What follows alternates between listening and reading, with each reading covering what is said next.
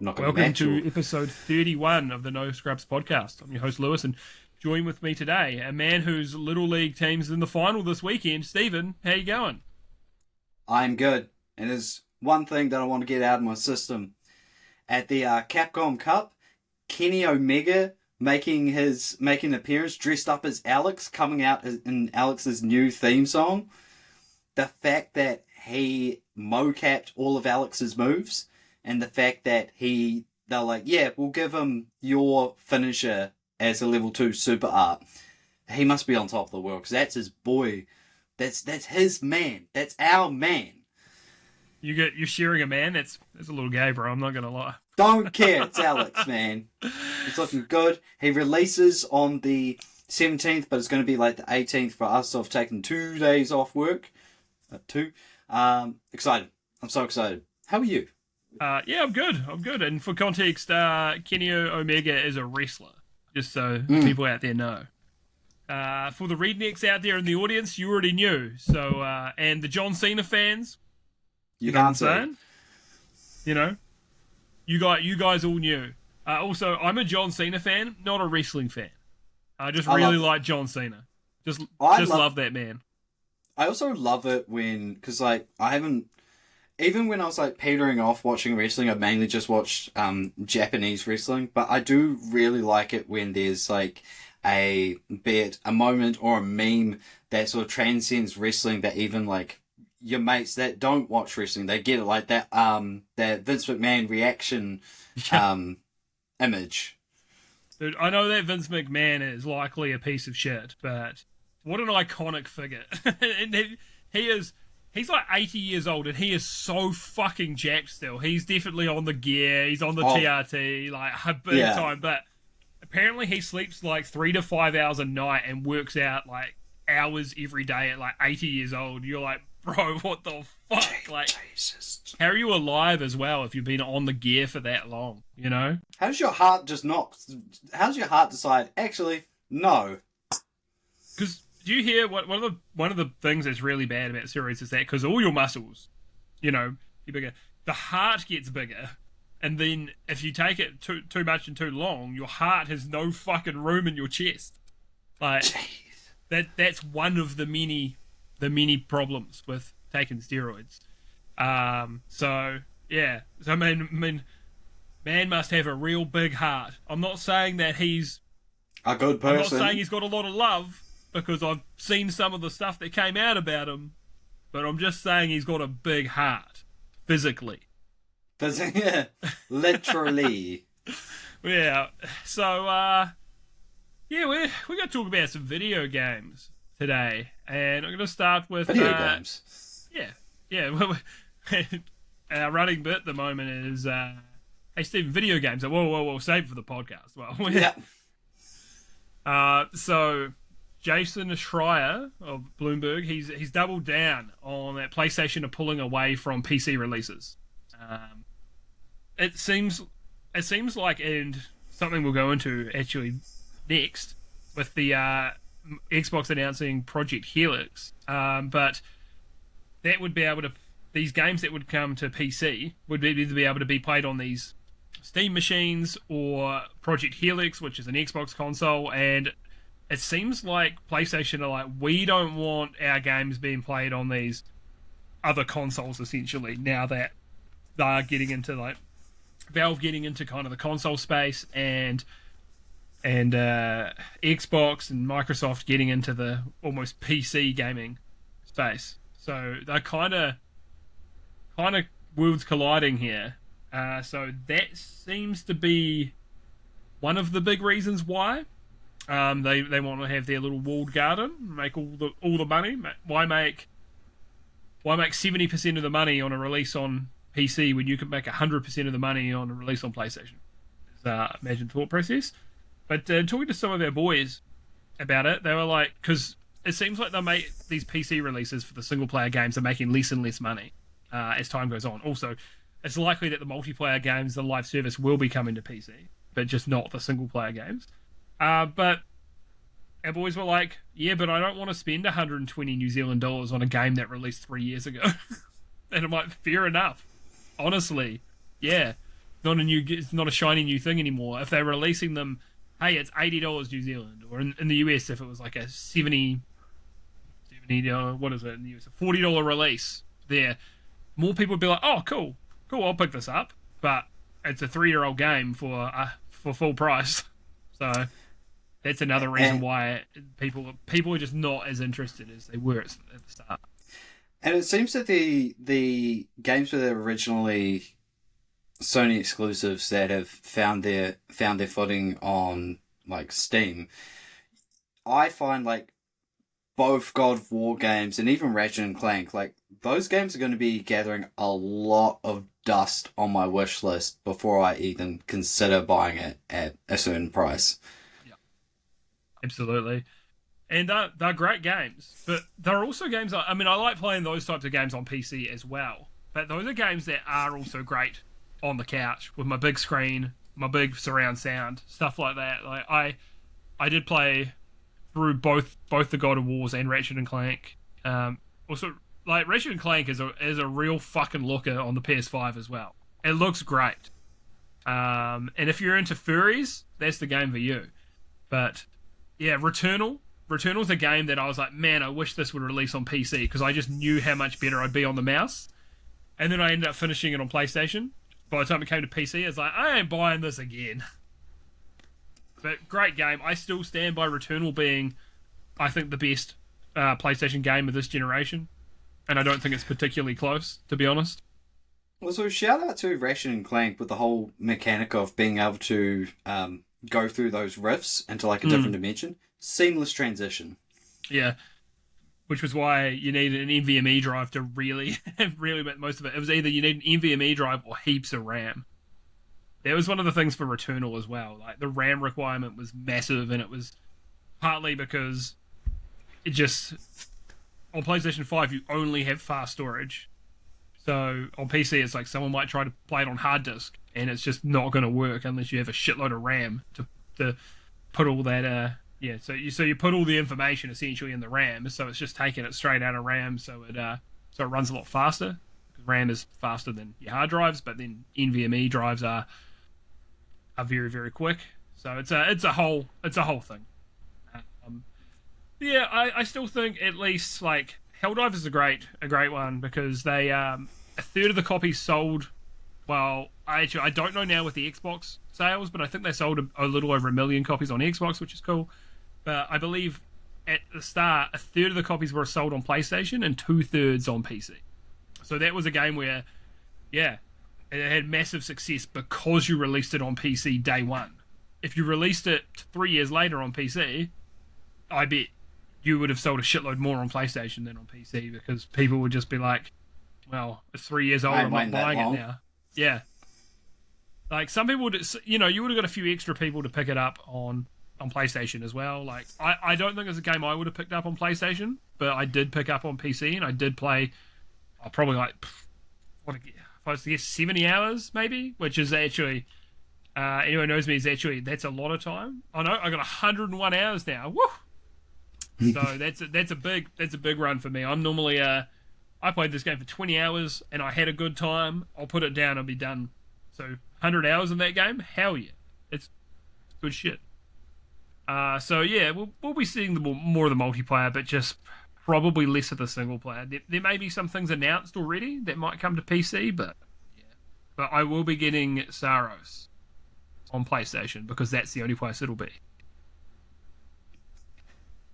You got anything else to add to that, Stephen? No. I realised at work I barely call my boss Stephen. I call him Steven. I don't know why. Steven. Hey, Steven. I've only just become self-aware in this very moment. As soon as I said that, I was like, I've never called you that, but I call my boss that every fucking day. It's your brain giving you a mental barrier. It's like that episode of Simpsons. That's the episode of Simpsons where Homer has written on his hand. It's like Carl Black, Lenny White. And it's like boss, Stephen, friend, Steven. And then I got Nelson Steven. Got... Dude, I swear there's more Stevens. I can't think of them. They've become less important to me, the other ones. You know what? I'm going to have 3 main Stevens now. I'm going to call it a day. My roster of Stevens. Triple S. Steven. We love Stevens in this house. So, yeah, but for Xbox, they showed off. Well, they teased originally Project Helix on Twitter, or X. And then at GDC they showed a bunch more information about it. So first of all, when I heard Project Helix, I'm like, that makes sense. Like the DNA kind of strands, like spiraling around, PC and console. Actually, a cool name. I heard someone saying it's like, yeah, and what's the fucking dumb name they're gonna call it? Xbox Series X, Xbox X, like some fucking dumbass name. That's like the full name of Super Saiyan Blue. Super Saiyan God Super Saiyan. Yeah, dumb shit like that. But that's what we expect. Like I originally said that the Xbox ROG Ally X was I'm like, oh, that name's fine. I understand what it is. But then when you hear it enough times, you go, it's a dumb name. It is. They should have just called it the ROG Box. ROG Box. But then they've got 2. They've got the ROG Box, and they'd have the ROG Box X. Or maybe it's ROG Box with 2 X's. ROG Box. Which would be a little confusing. If it was ROG Box Pro, something like that. I know that's what PlayStation does. Yeah, the X is the same kind of thing as saying Pro. So, yeah, like when they did the Xbox One X, that was Project Scorpio. That's a cool name, you know. One X is kind of dumb, but I think they'll do something like that again. So we'll see what they call it, but yeah, GDC they showed off a bit more about it. So let me pull this shit up. So which some of this we did already know. It was like it's a custom AMG. Damn, it's a new company. It's a new company that's making it. AMD SoC, so that's like the whole board, everything on it. Next Gen DirectX, GPU directed work graph. Yeah, like, what is it? It's this shit. Most of it's just AMD FSR Next plus Project Helix. So that is just the upscaling. So they're working with AMD for the upscaling, which also a PlayStation with the PS5 Pro. There's PSSR when people just calling it PISA. The PISA upscaling technology. Yeah, so next gen ML upscaler, you know, so it's built for next gen neural rendering, new ML multi-frame. This is all fucking direct storage Z STD, next gen ray regeneration for ray tracing and path tracing, neural texture compression. Yeah, it's all fucking jargon at the end of the day, but we're sending alpha versions of Project Helix to developers starting in 2027, says the next gen VP Jason Ronald. So yeah, so start of next year, it seems like developers are going to be getting the prototypes. So I mean, it sounds like a mid 2027 release. And you know what? As much as it's all a bunch of fucking bullshit, I'm actually like, I'm kind of, I don't know, man. I'm kind of interested. And so it's like it plays your Xbox console and PC games. So it's believed to also have an Xbox 360 emulator in it as well. So you can actually bring back your Xbox 360 games, maybe your original Xbox games as well. I know they did a lot to get a lot of original Xbox games to work on the Xbox Series consoles. So they posted a thing that was evolution of development model as well. So they want to streamline development for Xbox, PC, handheld, and streaming, all under the same kind of roof. So developers hopefully only have to make it for one platform that works across all of them, which would be great. I think that's a really good idea if they can actually make it work in the way that they want to. Would that cut down on like porting issues. Yeah, yeah. So currently, Xbox is the platform that if they're going to miss one platform, probably Xbox. I think the Switch 2's kind of been a little bit in that as well, but also Nintendo was really slack at getting dev kits for the Switch 2 in people's hands, so that was partly why Nintendo's left off. But yeah, people are developing for PC and PlayStation, and then sometimes Switch, and they're a lot of time going, I can miss the Xbox. But with this, it's likely that if they can help developers streamline it, then they could actually just develop for the one platform and it works across all their shit, which is awesome. The other thing with it was that if it's PC based, you may just be able to develop it for PC, and then it will likely work on this. It will be easier to make it work on this as well because it is more PC based, and I think that is a benefit to Xbox. And the last thing about that for the Xbox was Microsoft's Xbox mode is coming to every Windows 11 PC next month. It's no longer called Xbox Full Screen Experience, and it's just going to be called Xbox mode. So hopefully that is better for game performance, because Windows 11 at first was like 10% worse for game performance across the board, and you're like, well, why the fuck would I want to go to this? And now you've kind of been forced. But yeah, I am still a bit skeptical. I'm not just a hard believer yet. We're gonna need to see a little more, but this does sound promising. If they can deliver on all of this, I think that's really good.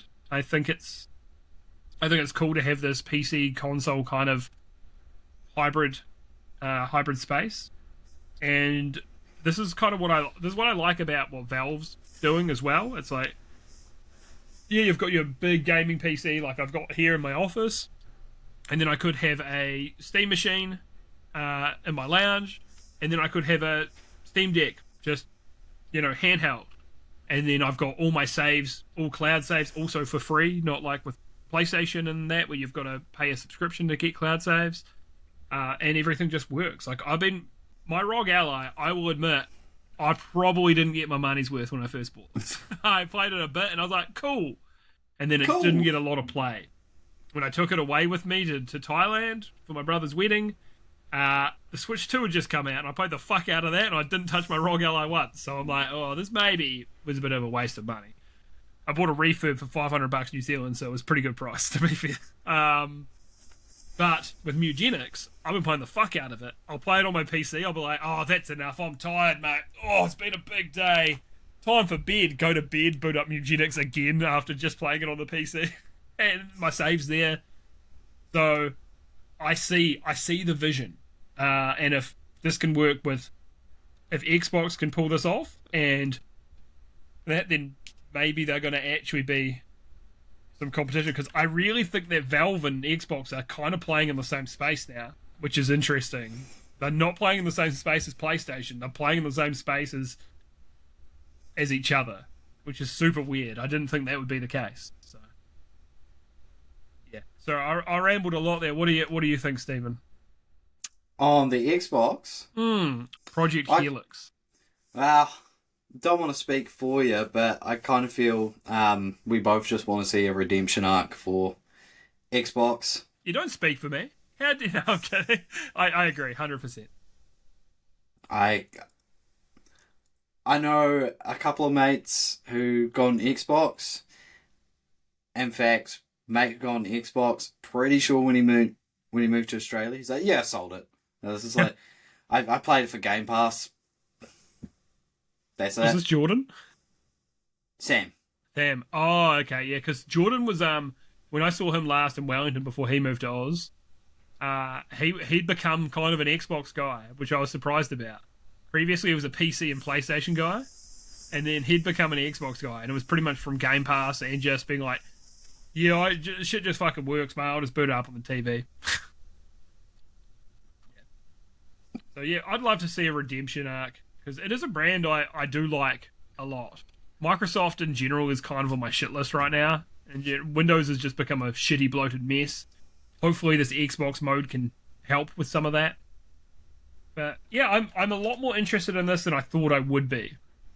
I'm still way more interested in the Steam, like the Steam machine an ecosystem now. I think that's going to be where it's at. But I think the Xbox is going to be a higher performance machine. Project Helix, anyway.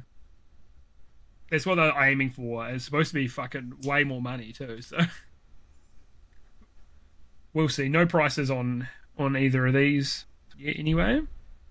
And yeah, but speaking of Xbox, and we'll get back to the Steam stuff from GDC. Satya Nadella, who's the CEO of Microsoft, reportedly gave the new Xbox CEO a blank check and full support to revive the brand in however she wants.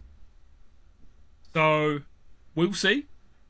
We'll see what she does. Watch the space. I said, we'll give her 2 years, is what I said, which is enough time for the next console to come out, and then, you know, months to see how much software have you got on there, how does it perform compared to the competition, and them probably releasing before the PlayStation, I think is big, and I think that's what they have to do if they want to compete. Yeah, once again, we will see. I'm not going to write her off. Yes, she's from the AI side of the business, and I don't know if that's who we want in charge of the gaming stuff, but, you know, she could prove herself, and she could not, and will be disappointed and let down again. Yeah.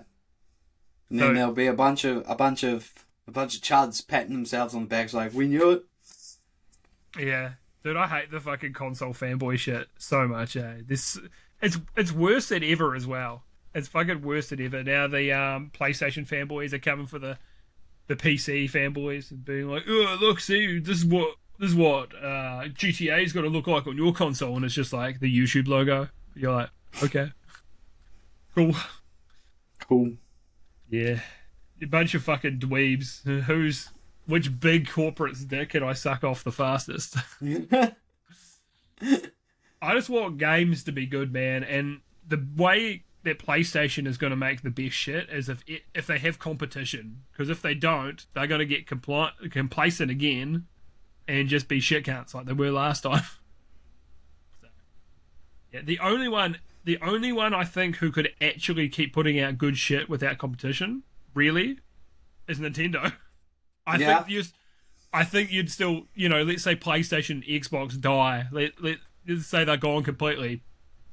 Nintendo will still be putting out a Mario game like every 5 years or something, and they'll still keep making Pokemon games, like, you know, through Game Freak and the Pokemon Company. I don't think anything would change with the way that they do that kind of shit, whether they had competition or not. But with Xbox and PlayStation, there would be a very different story if one of their competitors completely died. So we need Xbox to live for as long as possible, or a new competitor come up, or Nintendo or Valve to compete against PlayStation so they can keep being the top dog and making good shit. Hell yeah. So at GDC, Valve had a bit to show off as well. So they showed off all the new hardware, so the Steam frame, the Steam machine, and yeah, that's the new hardware. Yeah, those two. The Steam controller. I didn't see too many people talking about the controller very much. I was hoping people would be like, yeah, this shit's comfortable or whatever, but people were like, oh wow, the Steam machine itself is like way smaller than I thought, which is cool. So they've got now Steam machine verified. So it's so all Steam Deck games out the gate are Steam machine verified. So it's got the same input expectations. Says Deck. I don't know what do they mean input expectations.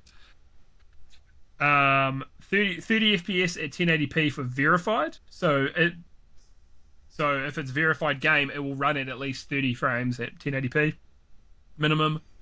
It's got 6 times the performance. Updated API to detect hardware. Yeah, so I mean, it's the Steam Deck on crack that you plug into your TV. And they had a bunch of different tags here. They've got Deck verified, then becomes machine verified. Deck playable. Essentially, if it's playable on the Steam Deck, it will essentially be machine verified because it's just 6 times better performance. So If it's for input reasons, it will become from deck playable to machine playable. Deck unsupported because of Steam OS, will say machine unsupported. Deck unsupported because of performance, say machine test. So it's, yeah, they'll have a bunch of testing they'll have to do to make sure that, like, yes, this works. This will work on the system out the gate. So I think that's good, because that's obviously one of the things that puts people off of PC gaming, is that just, will this run on my PC? I don't know. I'll have to do a bunch of research. But PlayStation or Xbox is like, I put game in, it work. Yeah. After it downloads the whole fucking thing for an hour. But, you know, there's that too. I mean, that's what you're doing on Steam anyway, but it works. That's the main thing. I remember hearing people talking about, like, man, it was the PS4 generation was so shit for midnight releases for physical games, because you'd have to put the game in and wait for it to load it up for like an hour until it was playable. So your midnight release, oh, I'm gonna play my game, and then oh no, I'm just gonna go to bed. I'll play this in the morning. Yeah. Yeah. So, and then obviously people got more accustomed to digital, and now it's not really an issue. You just preload them, and away you go. So talked about Steam Frame verified as well. So this is for standalone play only. For the verification, VR and non-VR games will be tested. So got input fully playable with Steam Frame controllers. So that's one of the tags. Performance, so it's got to hit for standard VR or standalone VR. It's got to hit 90 frames a second to be playable for a VR title, which is so you don't get motion sickness. Standalone 2D titles. This is 30 frames at least 720p. So yeah, makes sense. Good little tags to have on the store. Streaming, there's no verified program for streaming. If it runs well on your PC or the host PC, it will run well on the Steam Frame, essentially. So it depends way more on your PC. Streaming requires no special integration, including with VR titles. So, yeah, that's all the Valve stuff, and they've said it is coming out this year. It's happening this year. They haven't given a date. They originally said early, but we will see. We will see when it actually launches. And hopefully the price is good. Could you see yourself getting any of these Steam products, Stephen? Steam hardware? Honestly, like, there's a little bit of me, like, for the novelty of it. If the price was right, getting a Steam machine and go over to a mate's house and be like, oh, do you mind if I bring my console around? It's like, yeah. I show up with this black cube. Yeah. The Gabe cube. Yeah. PC 2. Oh, well, he's done it. He's fucking done it. Yeah, man. I'm interested. I think, though, for me, the thing that will interest me the most is when they do a second Steam Deck. Because Steam Deck's been out for ages. And it's like, it's too old for me to invest in it now. It's been out, 4 years or something? I'm not going to buy a 4-year-old handheld console now, you know? The hardware's old. 2022, February 2022. So yeah, just come up 4 years. Yeah, I just can't justify that. The OLED model looks like a year and a half after that. I just can't justify that for older hardware, but I could see myself, as long as they actually fucking sell it in New Zealand, I could see myself getting a Gen 2 Steam Deck, sure. You know, but right now the ROG Ally is going to do the job. Oh, also, I'm amazed that I was like try to play Mugenix 30 frames a second, and I was like, this just ain't feeling it for me. This just feels a bit, man. I could see the animations looking rubbish, and I don't know. I'll try put it at 40 frames a second, because I'm predominantly a 60 to 120 frame gamer, you know. As a term I heard recently is there's like a frame racist. Being a frame racist, if you're not content with 30 frames, mate, you're a frame racist. Or you're a frame supremacist. Same thing. Yeah, same thing. Frame, and I am indeed a frame supremacist. So I'll wear that badge with honour.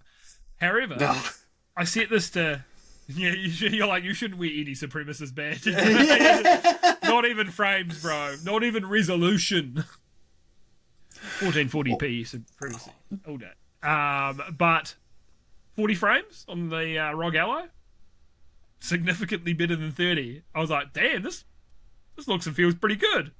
I was pleasantly surprised because there's a lot of these modes now on PlayStation that it's like, oh, we'll kind of meet in the middle of like fidelity and performance and we'll do 40 frames. And I was like, 40 frames? Bullshit. Turns out it's way better than 30. It's not quite 60, but it's pretty good, man. It's actually pretty good. So I can't hate too much. No, surprisingly not. And I'd feel different like if I was playing a shooter or something, right? I ain't playing that shit at 40 frames. It ain't happening, right? And I say that as I'm going to play Saro set. Oh, it might have performance modes. So that might be 60. Might be like 1080p 60, which is fine. But yeah. Oh, I've got what do they call it? It's the dynamic resolution thing. Variable refresh rate, so it'll lower it and stuff when it needs to on my TV. So I might actually be playing at like 1440p or something at 60. So that'd be cool. But anyway, 40 frames is better than I gave it credit for. And that will help me push a little more battery life on the ROG Ally because the battery life is shit. It's so bad. There's one thing that's way better about the Steam Deck as well and running SteamOS. And the OLED uses less power as well. So, but you know, I spent $500 on this. I can't really complain too much. I could still probably sell it for $500 right now. So, this one was pretty funny to me. So Apple agrees to pay Samsung at 100% markup for memory. So apparently what happened is Samsung went into Apple and they were like, look, this is the price, 100% markup. Take it or leave it. Like, we'll take it. They're like, oh fuck, we thought we were going to get away with 60% markup. They just were like, yep, cool, we'll buy it at that price. They're like, okay. So I don't think this RAM shortage is going away anytime soon. Apple paid top dollar. Like Samsung can't even get their own RAM internally because they're like, we're selling it to Apple for 100% markup. We can't give it to your division. So yeah. Also, crazy that there's a $1,000 New Zealand MacBook that's coming out that looks really fucking good in the full aluminium body, and you're like, and it's using this. Yeah. That thing. Historically, I'm a notorious Apple hater. I've been like, Apple is a shit company. They're scummy. All this shit's overpriced. Fuck Apple. Now I'm kind of over years, and my Microsoft hating, not Xbox specifically, but Microsoft hating has been getting worse and worse because they keep fucking with Windows and fuck the performance and add things that don't fucking work. Things break and they never fix them. I'm like, I don't see myself moving to Apple, but I'm like, man, your shit's looking way better than it used to, and it's way more consumer friendly price wise. Used to get a full gaming PC for less money than like just a fucking MacBook. I was like, what the fuck? Why would I want this? But they're becoming a more appealing looking company because all the Windows stuff is just dog shit. The only beef I've got with Apple, and it's such an insignificant thing, is when they release a new product, like a new iPhone, like I think it was for like the 15 Pro, they'll have like their flagship color, like the brand new color. I think their flagship color was like natural titanium. I was like, oh yeah, it's fine. The flagship color for the 17 Pro and Pro Max is like a Nickelodeon orange. And for the MacBook Neo, it's called Citrus, but it's like a snotty, lemony looking color. If your piss looked that color, you'd probably go see a doctor. Yeah. Yeah, that color's gross. The rest of them are fine. That dark blue, that looks quite good. I quite like that. The classic silver looks decent as well. Like, yeah, And I something that I do appreciate is they're sort of dipping. I could be wrong because I could have done this before, but I've only seen it like recently. With the 16 and the 17, is they're sort of doing what Samsung does with they release Samsung S26 FE. They've got the iPhone. They just released the iPhone 17e. and they used to do the SE, I think, before that. Yeah. Yeah, they were a good value buy as well, which I was always surprised at. Like that was when Apple started doing value. I know this. Most people will disagree who are Apple people. I think the Tim Cook Apple is way more interesting to me than the fucking Steve Jobs Apple. Other than the iPod, which I was like, the iPod was great. It was the best MP3 player going for sure. Sorry, Zune, but this interests me way more than the Steve Jobs Apple. Like, not even close, which is crazy. I feel like when I've talked to techie people, they feel this way. But when you talk to regular consumers, they are less interested in it. The Steve Jobs Apple. I think they want to be sold to, but I just want cool tech and tech to be better. Well, I'm hearing something. I've got no facts to or statistics to back it up. He made this up. No, this is a lie. But because of the iPhone Air hasn't been selling as much, they're like slowing down production on them. Yeah, and people look how thin this phone is. For me, the phone's only as thin as its thickest point, right? And it's got this big, ugly fucking Cyclops out the back, and you're like... Yeah, this bubble of a camera. Come on, man. Because they're like, look how much thinner it was than Samsung's thinnest phone. And I was like, yeah, but it protrudes even further than the Sammy. And I think it should be the thinnest point. I mean, the thickest point is what counts to me, personally. Also, that's not even me being a fanboy. I don't really... Yes, I do have a Samsung, but I'm not really...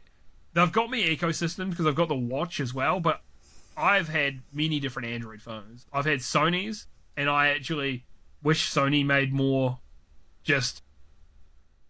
Xperias? Well, they still do, but now they've got harder to the cameras, and it's like, I don't want to buy a $3,000 Xperia, but I'd love another one of those. I've had Google Nexus phones. You know, I've never had a Pixel, but I'm not opposed to a Pixel. You know, I've had all sorts. I've got a fucking Redmi right here. I've had the fucking lot, mate. I've had the fucking lot. That Nexus was technically a Huawei phone, so you know, I just haven't had. I should have had a peak LG back in the day. LG phones were bitching. LG G2 and G3. HTC made cool shit back in the day too. Like LG and HTC were the big innovators, and they both got fucking. They just got completely fucked. Samsung just kind of dominated them in the end. I was watching a dated TV show. Not by myself, and I'm not going to say the name of the title, but it was set in a certain like time. I want to say like 2000 and 2008 and something. Grey's Anatomy. No, it wasn't Grey's Anatomy, but you could say it's just as worse. And everyone was using like either fucking sidekicks or just LG button phones. I was like, oh yeah, LG did phones. Go on, mate. Spill the beans. What were you watching? I was watching Gossip Girl. Cringe. Boo this man. So, watching it with someone, and it's just like, it's actually really good. It's like, and so we're watching it, and then at the end, she's just like, so what'd you think? I was like, literally every person in the show is an awful person. They all fucking suck. Like, none of them have redeeming qualities. They are all awful people. And he's like, oh, do you want to watch another episode? It's like, yeah, because unfortunately this has left some loose ends that I want to see tied up. And the second episode, and I was just like, they fucking suck. Every one of you suck. Yeah. I'm not saying that I'm a Gossip Girl enjoyer, because I've never seen any of it, really. But I kind of like shows where everyone sucks though as well. Do you know what I mean? Like when there's characters that do just suck, you're like, Eastbound and Down. You're just following Kenny Powers, who's just a massive piece of shit, and I love it. I'm all on board. Like, yeah, Silicon Valley. Everyone kind of sucks as well in their own way, but they're all in different ways. Like Russ Hanneman, like that's what I'm so split on. Is that a character I love or a character I hate? I'm like, I love this guy fucks. Like he's such an insufferable knob, like, but such a good character. I love Silicon Valley, and I've seen people talking about the AI scenes in it, and people are like, holy shit, how did Mike Judge do it again? Mike Judge is like a prophet. Everything he does, like, there's been moments in King of the Hill that, you know, ended up becoming relevant, and him predicting things. Idiocracy was obviously the biggest one, and then now stuff with Silicon Valley, people are like, oh god, he's done it again. I really enjoyed in Eastbound and Down that dweeby guy who's just like Kenny Powers' biggest fanboy. Yeah. I love when when he's like pitching the baseball car yard, and that guy's like talking shit to Kenny Powers, and that guy tries to like step him out. You're like, okay. And he's like, I am 10 foot tall and strong as an ox. And that guy rips him out and goes, who the fuck are you, man? Yeah, I've seen some behind the scenes stuff, and they just couldn't help but him and Danny McBride just cracking each other up, for his delivery on so many lines. Oh, the best one though, is that Will Ferrell doing the monologue. Apparently, Will Ferrell also never breaks, like ever. Nobody can break him, but he's doing that thing. He's like, I can feel it deep in my plums. My son walked in, and my wife said, "Get him out of here." He's like, "No, make the boy watch." Like, and then like Danny McBride's like cracking up, and what's his name? Craig Robinson, I think. The guy from The Office. Yeah, they're just cracking up, and then Will Ferrell's just deadpan the whole time. Amazing, incredible show. Also, maybe not great these days, but there's a Marilyn Manson cameo in the show as well, because he was such a big fan. He was like, I need a cameo in this. But because I looked it up on YouTube, there's not Marilyn Manson, there's Brian Warner. Yeah, exactly. But imagine if he was in the makeup, it'd be kind of weird. Yeah. It'd have to be like a celebrity thing, where it's just like he goes to a party. You know, it's like, man, I used to party with the guy from the Spoon Man music video. That's one of my favourite quotes. He sounds, as well, when he's saying it, he sounds just like that footballer. Oh, that fucking quarterback. Why can't I remember his name? I don't watch football. I'm gonna be honest, mate. I don't know. I don't remember his name. Stephen, you're a football fan, aren't you? Patrick Mahomes, that's the guy. He sounds just like Kenny Powers, bro. It's unreal. That was on a mega tangent, but so New California law says all operating systems need to have some sort of age verification and account set up, essentially making this like a Linux ban, which I think so fucking stupid, to be honest. Why do they need that level of control? And I'm like, it's to protect kids. To stop porn. You can still get on like on cell phones. Like, I don't know if you can do it on Apple, but on Android you can go without their Google account, stuff like that. And I think that's more likely than someone who's like fucking custom built a computer and then fucking loaded Linux on themselves, and you know, and they're like, now that I've loaded Linux, time to message children. And I'm sure there's some doing it, but I think most of them are going to be doing it from a cell phone because it's easier, it's accessible. So I think it's really dumb, because that's what they're saying, is to protect children. I don't know how much you're going to be protecting them, especially because I guess it does say all operating systems, so maybe they're going to do it for phones as well. You know what? Maybe that's it. Maybe people are going to do it from button phones, Matt. Just got to get someone's number. But yeah, so I'm just like, Linux Well, they're just gonna ban Linux in the state because I know Linux aren't. Well, they also can't force. It's an open source piece of software.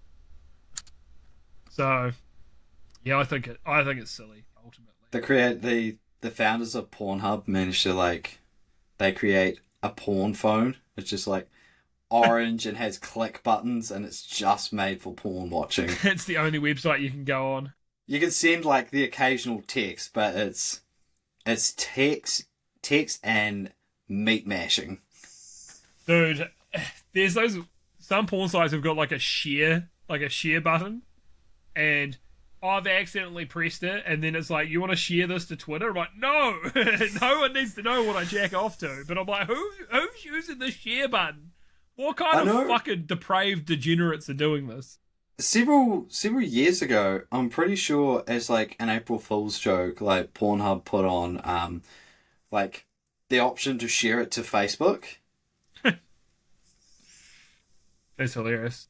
And for the record, I do technically have a Pornhub account that I created with a burner email to try to promote my Twitch stream, and no, it did not net me any viewers. You think that's hot? Well, it's not as hot as my Twitch stream at twitch.tv/rect_tech. I love people that. are just there to jack off. Who knew? I loved that meta of like people asking, like someone said, "Oh, I'm real fucking stuck on Phantom Pain. Is there any way to get past it?" And this guy's like, "Bro," and it's like, "Bro, take this somewhere else." But I know the part you're struggling with. This is what helped. Yeah. Yeah, it's pretty wild. It's, there is a lot of funny stuff in the Pornhub comments for sure. So yes, we'll see what happens. Maybe that'll pass, maybe it won't. But they're just going to ban Linux ultimately, and because everyone else will add a mandatory account, and most of them already have it. Dude, if you get a new Windows PC, if you connect it up to the internet at all in the startup process, like you then cannot just get away with a local account. If you leave it offline completely, you don't plug it in or don't connect to Wi-Fi, you can do it. But as soon as you've connected it up to the internet at all, too bad. You're like, I'm going to reset the process. Let's do the factory reset from here. It knows you've been on the internet and won't let you do it. So there's technically some workarounds, but it's a pain in the ass. So for what we do for work, we don't want a Microsoft account on the PC. It doesn't need it. And it just gets in the way, and then we've got to sign in with our work Microsoft account, and we don't want that on a customer's computer. It just doesn't make sense. You've got to sign up with it, and then you've got to go, once you're in, create a second, just a local account, and then delete the other account. And you're like, oh, I've made so much more work for myself.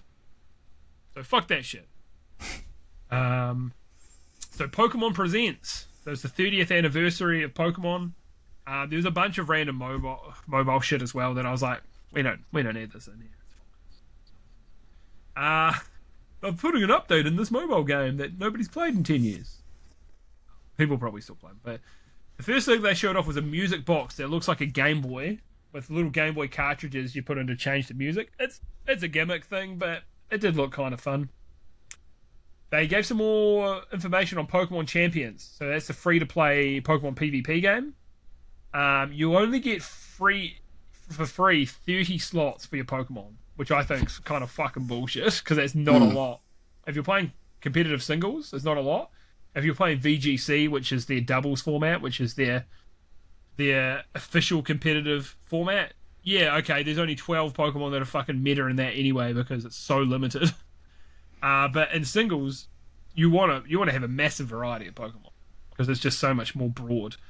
So there's a starter pack which will raise it to 80 slots, and then there's a subscription you can get to add more slots. And I do think that's kind of gross, but yeah, I'm going to stick with Pokemon Showdown. Yeah, I love Pokemon Showdown, mate. It's completely free. I go in there, I make my teams, and then I just go battle in whatever tier I've made the team for, or just go on random battles. You know, I'm going to stick with Showdown. I love Pokemon Showdown, mate. I've been playing it for fucking 12 years. Dude, I realised, someone was... So there's a big thing on Twitter. People are saying Mr. Beast was a fake gamer. And this guy, this competitive singles Pokemon player I follow, was like, bro, Mr. Beast was uploading Pokemon Showdown videos 11 years ago. And I'm like, dude, that's so wild, because 11 and 12 years ago, I was uploading Pokemon Showdown videos. I removed them from my YouTube channel, but yeah, I was legitimately uploading Pokemon Showdown videos when I was like 21. I was like, that's the shit I was on. So I'm an OG of Showdown. Peaked at 15th on the ladder, which is kind of cool on OU. It's kind of sick. Kind of Yeah, sick. so I'm gonna stick with it. I still play Showdown every week. I didn't for years. I stopped for years and years, and then I've jumped back on the last kind of 2 years. But I'm playing real casually now. But I just love it, man. I love competitive Pokemon. It's good shit. So TCG 30-year anniversary packs are coming out. So this shit is gonna sell so fucking quick. So I'm gonna be getting on this shit for sure. This shit, I love collecting Pokemon cards. I'm a big fucking nerd, but yeah, this shit is gonna be worth money in like 5 years. So, nice seeing the value go up of your collection. Gale of Darkness, which is essentially like a later Pokemon Stadium game. Pokemon Coliseum is coming to Switch 2 online, so that's cool. That's part of the Also GameCube known pass. as Pokemon.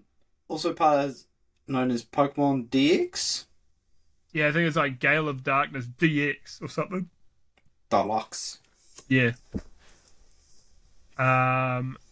Yeah. So that was there's the bulk of the event. Wait a second. Pokemon Wind and Waves.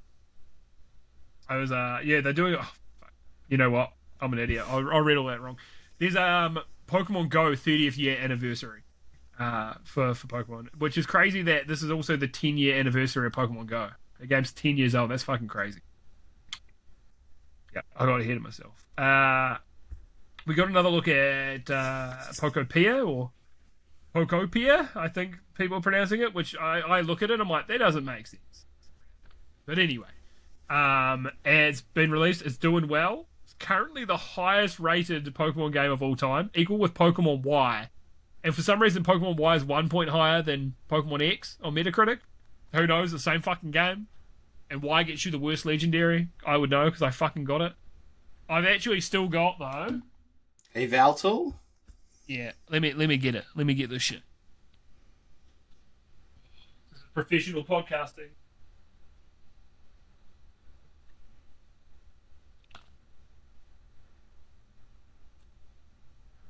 I got that shit.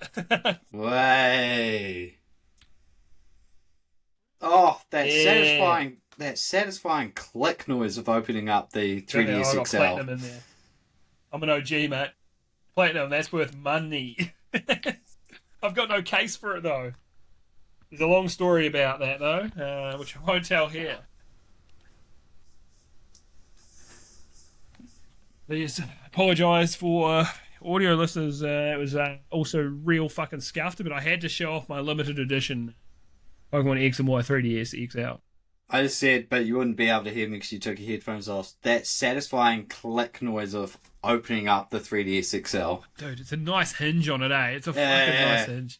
I had an OG 3DS, and it was when all of you guys started getting the XLs, and I was like, oh, it's a bigger screen and it looks better, and I eventually sold it. I sold my OG 3DS and got an XL.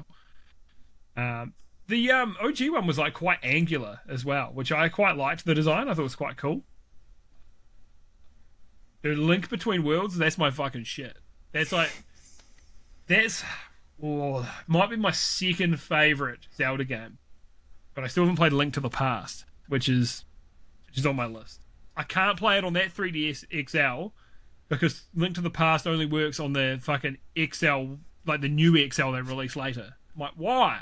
It's an old game. Let me play it. So, anyway, bit of a tangent, but back to Pokemon. So we got our first look at Pokemon Wind and Waves, which I've got to say, did you watch this at all, Stephen? Did you? I see did. this? I did. Yeah. Also, normally when there's a showcase, we both watch them, but I was like, this is fucking Pokemon showcase. Yeah, I'm going to watch this for me. I don't expect Stephen to watch this because most of it's but this game actually looks kind of good. I can't lie. From what they've shown so far. It doesn't look like it's made on a crayon budget. Yeah, it actually looks pretty decent. Performance from what we've seen so far looks fine. The environments look much more like fleshed out than on Scarlet and Violet, which is just a lot of blank planes and really muddy textures. It just looks much, much better. Great that it switched to only, so we can actually get a better performing game as well, and they can put more in it. The new starters, so we've got Brout or Broat, the bird. I think it's Brout. Who's the grass starter. We got Pombon, the Pomeranian, who's a fire starter. Or fire starter. And I'm assuming that's pronounced Gekka. Geccua. Oh, Gekkwa. Like Aqua Gecko. Brilliant. Big brain. So it's the water starter. Very, very cool, Nintendo. Very cool. You know what? Once you said that, I was like, oh, bro, that's actually a good name. At first, I was kind of like, the bird stuck out to me. Oh, Broat. I was like, Brout, that's my shit. Pombon's kind of won me over, man. I kind of just love Pombon now. I'm probably gonna go with Brout, continuing the grass starter trend that I've started since X and Y. We'll have to see the evolutions because I found them very, very meh. Brout just looks like Rowlet. Pombon reminds me of that lion Pokemon. Oh yeah. Litleo. Yeah, and Gekwa just looks like Sobble on antidepressants, and gone for a good workout. Yeah, I get that. I personally, I like the designs, but it took me a moment for them to grow on me. I completely get the criticisms of them for sure. Mate pointed out that Pombon looks like what was the electric fighting rodent in Scarlet and Violet? Like Pawmot. Pawmot? Yeah, there's Pawmot and Pawmot, and there's another one as well. You see, it's like it just looks like a someone's chucked a fucking hairdryer at a Pawmot. Yeah. Does a bit, eh? Yeah, Pawmo was the middle one as well. But Pawmot. My problem with that evolution trio is that Pawmo doesn't look different enough. The middle form does not look different enough from the fully evolved one. That's my biggest problem with that. That should have been a 2-stager just from Pawmot to Pawmot, not a 3-stager, in my opinion. And I think it would have been a better line. Sort of like how I felt. And I actually like Pawmot. Yeah. I was going to say, it's like, but there was, especially in like Gen 1, and Gen 2, there wasn't much, wasn't a stark difference between the stage 2. Like, Charmeleon is just like, I grow horn and get angry. And it's just like, alright. What I like about the Gen 1 ones, though, they do look like bratty teenagers on the in-between stages, which I do like. There's quite a lot of that. I mean, Nidorino as well, and obviously Wartortle and Ivysaur. Like, I had to name one who wasn't a starter, but Nidorino's is a great example of that, of looking like a bratty teenager. I like Wartortle because it's just like everyone's making fun of my ears, and I'm making a stand. It was my older brother's favourite Pokemon growing up, actually, Wartortle. Really? Bit of deep cut, mate, bit of lore. I like the Blastoise, I like the guns, but also I imagine that fucker to be like 10 foot tall. But then you read like the Pokemon official handbook, it's like my height. Well, adult me height. Have you seen how tall Ferret is? Because there's a meme I saw going around, it's like, share this if you're taller than Ferret. So I shared it to a bunch of people I knew because Ferret's 5'11", and I'm like, hey, what about you, mate? Alex is 5'10", so I'm like, mate, you can't share this to anyone. You can't share this with me, you short bitch. she's actually a really tall woman. Dude, just on the topic of Pokemon memes, One that fucking got me was it was a meme about Pokemon ZA. And do you know the picture of Lemmy in bed where he's sort of like, I think so, yeah. and it's just like there's a battle on the roof and someone summons a Wailord. Dude, it's wild as well. Charizard's 5'7". Charizard's your height. Yeah. Yeah, you're yeah. you're a little taller, aren't you? Fine. How tall's Blastoise? Oh, Blastoise, I'm pretty sure is pretty He's small. he's in the fives. I think Blastoise is pretty small. You're 5'3", bro. You tower over Blastoise. Yeah, they definitely took some liberties in the anime to make him look hulking and big. I think they're actually way cooler, big dude. Venusaur is 6'7", which is terrifying on all fours. No way that cunt's 100 kilos. That cunt will be way heavier. He's 2 meters tall. He's a big ass fucking flower frog. That shit's like, he's like 300 kilos surely, like at that kind of size. Yeah, they fucked up when they did the heights and weights of some of the same.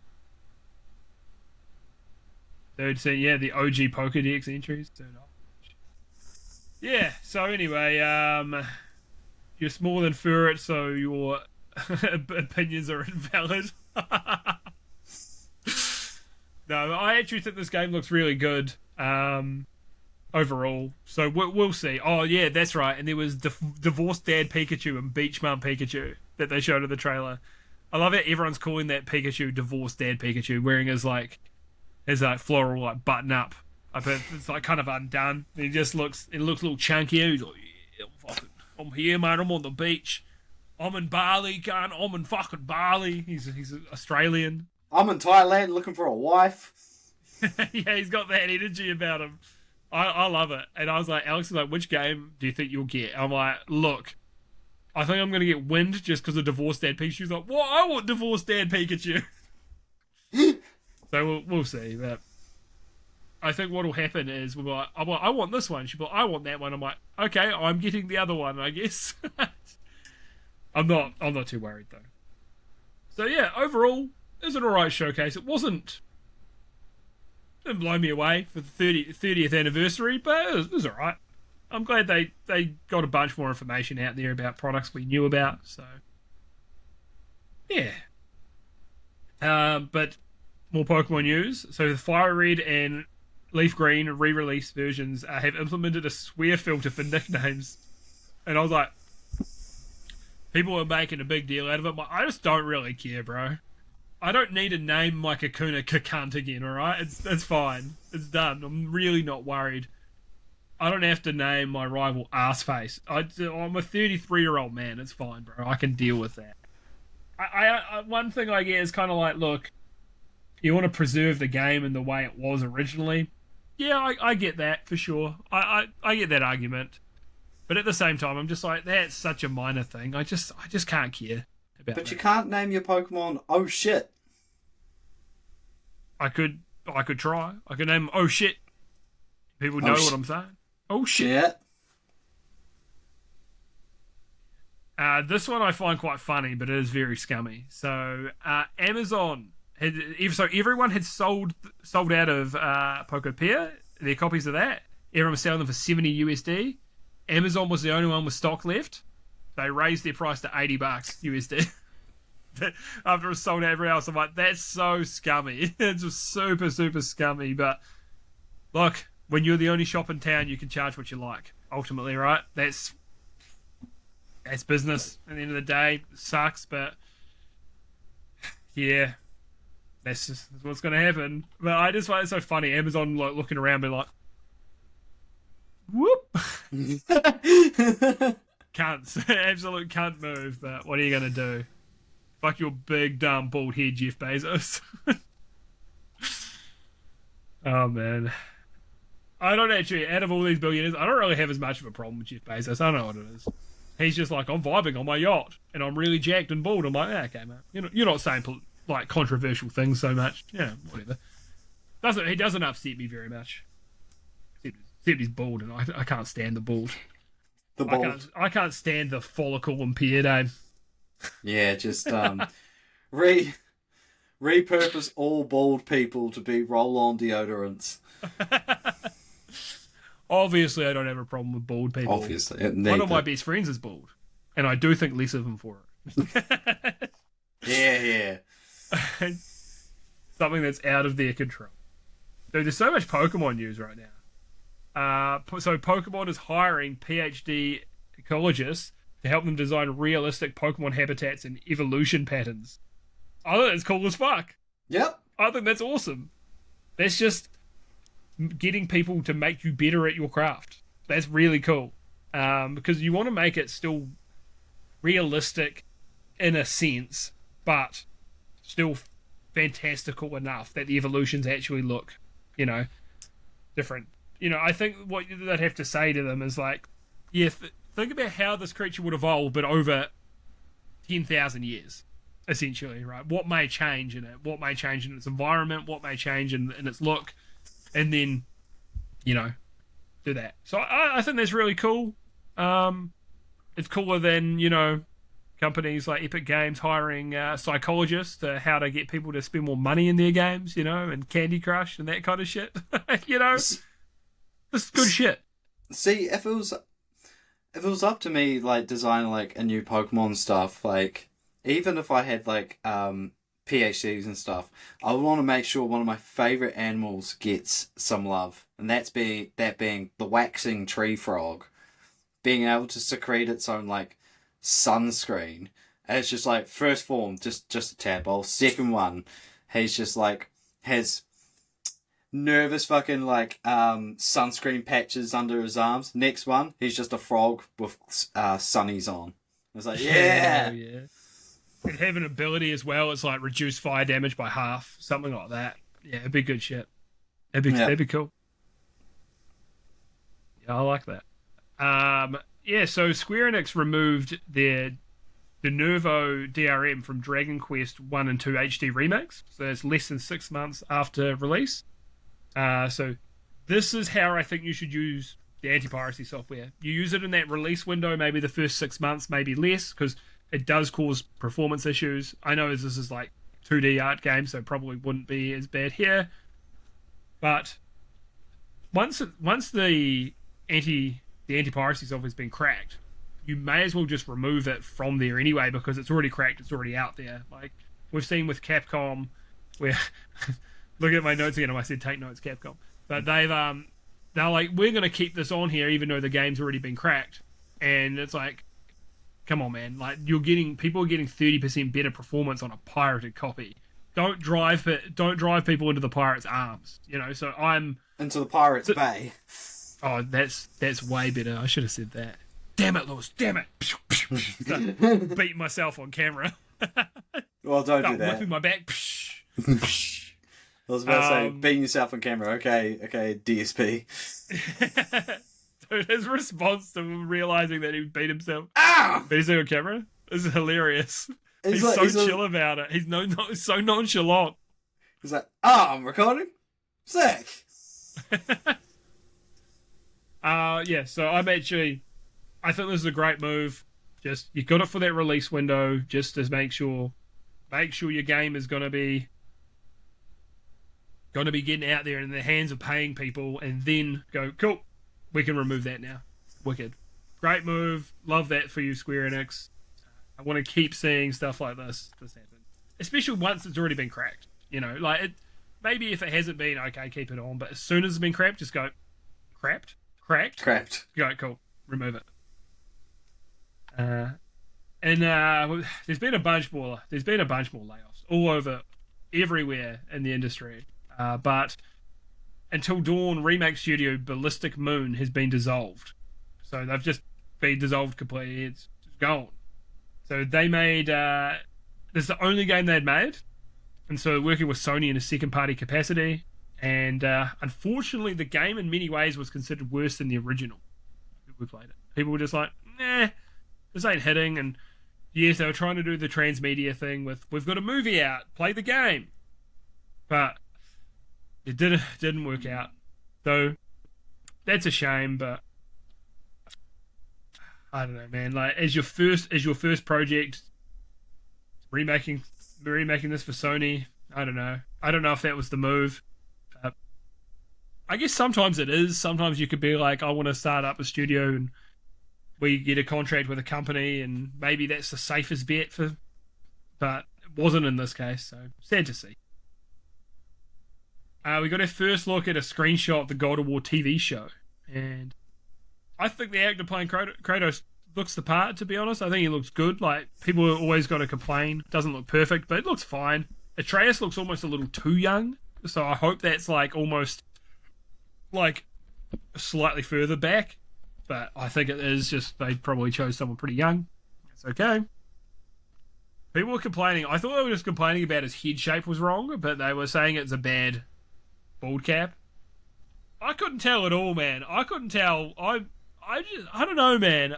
Maybe I'm just like not getting my phone up and being like, look at it, that bald cap, it's terrible. I don't know, man. It looked fine to me. I'm just not. Yeah. No, look in the screenshot I'm looking at, it looks fine. You didn't zoom it in and enhance it and get AI to upscale it. And... In the one picture I'm looking at, it looks like he has a real minor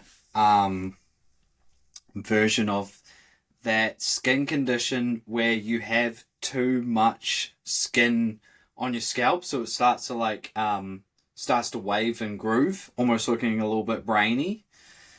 It looks like he has a slight version of that, but it's like, no, it's fine. I saw a picture of someone who's just like, oh, Triple H could be Kratos, and I was like, oh, yeah, that would have been mint, but I don't know if yes, there's a bit of acting in WWE and stuff. I don't think he could have pulled the character off, to be honest. Well, he's bald and bearded. Yeah. He looks the part. That's also the move, eh? Like, when you go bald, you just grow a big, dirty beard, and you're like, you look cool. Yeah, I'm preparing for when I go bald for all my bald person slander, and that's why I've grown the beard. That's the only reason. It's like, I know it is compensating for the lack of hair, but you look too smooth otherwise. If you shave your face completely and then you've got nothing on your head, you look too smooth. I remember complimenting an old workmate who was like, he was bald, he was shaving his head, and he had a big ass beard. It's like, bro, the beard looks really good on you. So like, thanks, man. It's the only hair on my head that I can grow.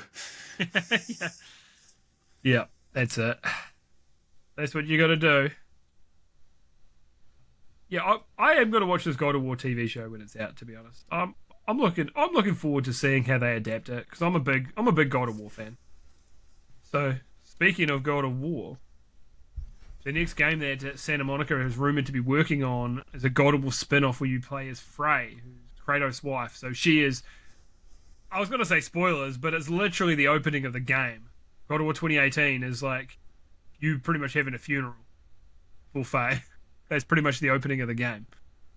That's actually the whole opening section, really, is that kind of thing. And then the game's like, we've got to bring her ashes up to blah, blah, blah. We've got to do that. And that's kind of it. Oh, okay. So, you go. So the game's rumored to be more of an action, like more action heavy than the other games as well. People say maybe more like kind of Devil May Cry. This is directed by Corey Barlog, who did direct the God of War 2018, like the reboot. But I'm like, do we want this? Because I think there's a good chance that I will play it, but I don't think I'm super interested. I'm like, bro, what's next? We're going to bring back Kratos' previous dead wife and dead daughter and play as them? Is this something we need? There's a character we know very little about except it was Kratos' wife and Atreus' mum. That's kind of all we know. I don't think I need it. It's God of War, not wife of God of War. It's like a game where you play as the president, and then it's like, oh, but you want to play the game? You play as the first lady? No, I wanted to play as the president. Because I was about to say, when you see a spin-off of like his wife, and it was like, isn't the ashes of like his wife and kids like stained his skin, and that's why he's grey? But then it's like, oh, first one. Yeah. So I'm like, like I say, I don't think this is what the fans want, but to be honest, sometimes you do need to tell the fans what they want. And I know that sounds like people, if someone at the studio said that, people would be mad about that, but we've seen it many times. I mean, that's how Apple has marketed all their shit always. Is like, you want this, and the Apple fans are, I do want this. But also, it's a thing of, like, on paper, playing as Wife of War, it's like, why? But I don't know. Maybe they've got some ideas for it, and when we see gameplay, people are like, no, actually, I do want to play this. Yeah, exactly. And that's why I say I don't feel like I'm interested, but I've played every other God of War game. I played their OG 1, 2, 3 and Ascension. I played both PSP games. Was it Chains of Olympus and Ghosts of Sparta? Technically, there's one God of War game I haven't played, and it's that new 2D one because it looks kind of ass, to be quite honest. That's right. That's out. Yeah, that Sons of Sparta looks kind of average. I mean, that's the only one. Oh no, the PSP games weren't made by Santa Monica either. They were Ready at Dawn, I think. And rest in peace. They got closed down by Meta. I can also see like the not as interested in it is because you want to play as Kratos when he's like an established badass. It's like even before he got those chains fused to him, or he got like dead family ash all on his skin. It's like, oh, so he's just, in regards to Spartan, it's like he's just a guy. Yeah, you're playing Son of War. Yeah, that's the thing. The spear looks kind of interesting, but I'm like, Blades of Chaos, man. That shit goes hard. I actually thought though, so when I first played 2018, I was like, oh man, it's a real shame he doesn't have the Blades of Chaos. Spoiler, he gets the Blades of Chaos. But as soon as I got them, I was like, kind of like this axe now, man. This shit goes hard. The Leviathan axe goes so fucking hard, man. It's a great weapon, and I know it's almost a gimmick, but when you throw the axe and then you just call it back, you're like, and it hits enemies on the way back through, I'm like, this is fucking peak, bro. This is fucking peak gameplay. It's sort of how I felt in Devil May Cry 4. You know, you're playing as Nero, and he's got his like arm gimmicks, and he's got a sword he can rev up on hit. And I was just like, I just want to get to Dante. And then when I play as Dante, it's like, oh, I kind of miss the Nero nonsense. Like, yeah, I like smacking someone up in the air, whacking them down, using the arm to pull them back up to extend your combo. Nero also just plays way faster. Like, Dante's like, wouldn't say slow, but he's much slower, much more deliberate. Nero shit is like much more like hyper combo kind of stuff. And he's more straightforward because Dante's got options with like 3 and 4. He had like different stances like Swordmaster, Gunner and stuff. But I liked Nero because like you don't need to swap to start. You don't need to change jobs or swap stances. Like he's got the kit out of the box. And grabbing cunts is just so fun. Yeah, it's good shit. Peak gameplay. Yarn questionable. Yeah, which is fine by me. I've said to Stephen, Devil May Cry 5 is a game that I finished the whole game. I couldn't tell you a single thing that happens in that fucking story. I couldn't tell you anything. But I was like, great game. I enjoyed it. But story wise, I'm like, oh fuck, I don't know, bro. I was killing shit and kept changing my characters and. Virgil was there. Best Virgil game, you know. Yes. Netflix is no longer buying Warner Brothers. So Paramount has apparently paid Netflix $2.8 billion USD to terminate their agreement with Warner Brothers and Paramount. And Paramount's going to be purchasing them themselves. So they're buying them for, it looks like about 110 billion USD, and that's including the debt. Paramount's only valued at about 7 to 11 billion US dollars. You're like, how the fuck is a company that's valued at, let's say the high end, $11 billion buying a company that's 10 times more valuable than them? That's fucking crazy. So, I imagine there's a lot of outside investment and them borrowing a lot. But I believe that the either largest shareholder or one of the high ups there is already extremely wealthy. So I think he's actually fronting a bunch of the money for it as well. It's weird, man. Though I don't think a company that's valued at a tenth of another company should be able to buy a company that big, like that much bigger than them. Yeah, that's weird. That's fucking weird, man. Only in America, I swear to God, with this shit as well. Yeah, so we will see how that goes, and hopefully the gaming side is respected, but I don't think it will be. Hopefully they just sell the studios off to fucking anyone.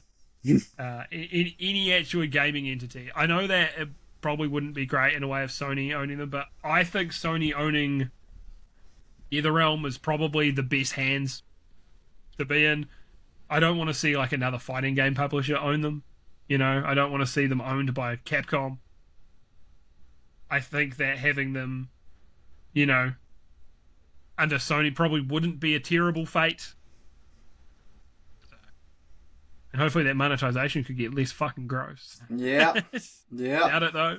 I doubt it. So, a Helldivers 2 fan bet $1,000 that Arrowhead devs could not beat difficulty 10. So they loaded up as a squad of 4 and live streamed them fucking just absolutely smashing it. And then they donated $1,000 to charity. Hell This fucking rules, bro. This guy was like, nah, it's bullshit. The difficulty's too hard. And they're like, fuck you, we're going to do it. We're going to show you we can do it. We're going to do it easily. Absolutely based behavior. So I've beaten a couple of levels on difficulty 10 as well. This was before they added a bunch of other enemies that are much harder now, so I probably wouldn't be up for it now. But I had done it. I think back when the biggest bug was the Bile Titan, to be honest. We had the flying ones as well. Yeah, so it was fucking tough then, and you're running around and there's like 5 Bile Titans chasing you, and it is fucking tense.